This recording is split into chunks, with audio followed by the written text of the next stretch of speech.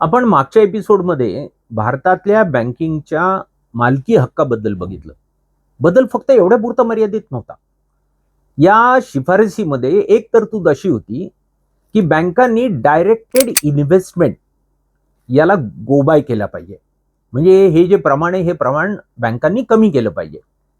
बँकांना directed investment दोन प्रकारे, एक कॅश रिझर्व्ह रेशो आणि दुसरं स्टॅट्युटरी लिक्विडिटी रेशो.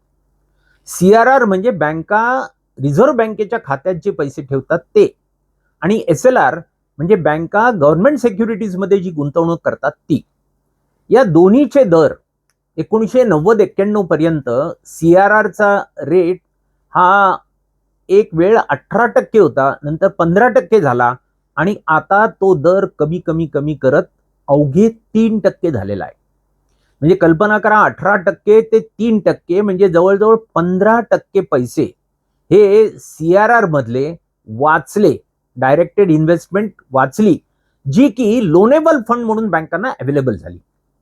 तसं SLRच्या बाबतीत पण स्टॅट्युटरी लिक्विडिटी रेशो 90-91 पर्यंत 38% होता, जो आता 18% वर आलेला आहे. म्हणजे तो 20% कमी झालेला आहे.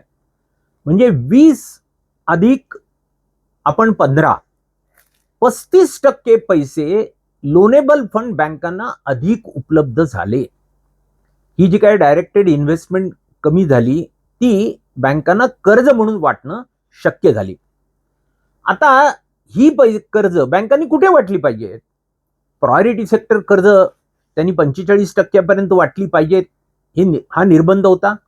तोही खरं म्हणजे या शिफारसीचा एक भाग म्हणून बँकांना त्यातूनही बाहेर पडायचं होतं.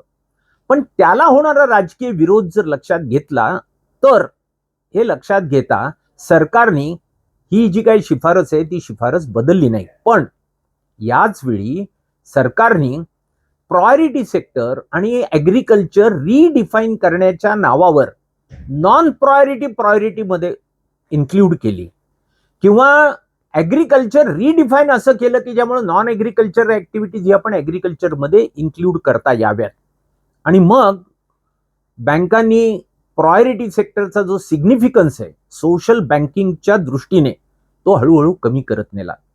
दुसरीकडे हा जो अतिरिक्त निधी बँकांना उपलब्ध झाला तो निधी बँकांनी पर्सनल फायनान्स सेगमेंटमध्ये मोठ्या प्रमाणावर वाटायला सुरुवात केली.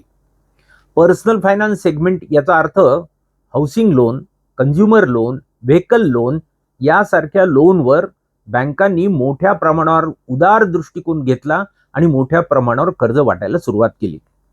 तुम्ही बघत असाल गेल्या काही वर्षापासून कर्ज मागायला आपल्याला बँकेत जावं लागत नाही. बँकेचे लोक आपल्या मागे लागतात की कर्ज घ्या. म्हणजे तुम्हाला गरज आहे म्हणून बँका कर्ज देतात असं नाही. गरज नसताना तुमच्याकडे गरज निर्माण केली जाते आणि मग बँका तुम्हाला कर्ज देतात आणि तुम्हाला कर्जबाजारी बनवतात. एकूणच प्रॉडक्टिव्ह ऍक्टिव्हिटीसाठी कर्ज देणं याच्या ऐवजी कन्झ्युमेबल ऍक्टिव्हिटीसाठी बँकांनी कर्ज द्यायला सुरुवात केली. आणि या सगळ्या प्रक्रियेमध्ये ज्याला आपण सोशल बँकिंग म्हणतो, हे सोशल बँकिंग मागे पडलं आणि प्रॉफिट हा बँकांचा मोटिव्ह बनला. आजही बँकांचं प्रायव्हेटायझेशन झालं नाही, पण त्याच्याबरोबर बँकांमध्ये पार्शल प्रायव्हेटायझेशन झालं. म्हणजे 49% पर्यंत बँकांचं भाग भांडवल हे खाजगी लोकांच्या हातामध्ये गेलं. आणि त्याला गेलं याचा परिणाम काय झाला तर खाजगी क्षेत्रातले प्रतिनिधी हे बँकांच्या डायरेक्टर बोर्डावर शेअर होल्डर डायरेक्टर म्हणून आले. ते आल्यावर त्यांनी सांगितलं की आम्हाला ते तुम्ही मुद्रा लोन स्कीम किंवा स्वनिधी स्कीम याच्याबद्दल काही बोलू नका. तुम्ही आम्हाला प्रॉफिट कशामुळे मिळेल ते बोला, कारण प्रॉफिट बँकेचा वाढला तर आम्हाला डिव्हिडंड मिळणार आहेत, शेअरची किंमत वाढेल, व्हॅल्युएशन वाढेल, त्याच्या विक्रीतून मला नफा मिळवता येईल. म्हणजे बँकांचा जो फोकस होता तो फोकस पूर्णतः बदलला आणि प्रॉफिट ही बँकांची प्रायोरिटी बनली. आणि गेल्या काही वर्षापासून भारतातल्या बँकांमध्ये घडून आलेले जे बदल आहेत त्या बदलाचं मूळ हे या बँकांच्या बदललेल्या ओनरशिप पॅटर्न मध्ये जातं, हे आपण बघतो. पण या प्रक्रियेमध्ये बँकांमध्ये सगळ्यात मोठा जर विषय कुठला असेल तर तो हो थकीत कर्जाचा. आपण या थकीत कर्ज आणि त्या संबंधित बँकिंग मधल्या ज्या घडामोडी आहेत त्या पुढच्या एपिसोडमध्ये बघणार आहोत. देविदास तुळजापूरकर, पर्याय फाउंडेशन.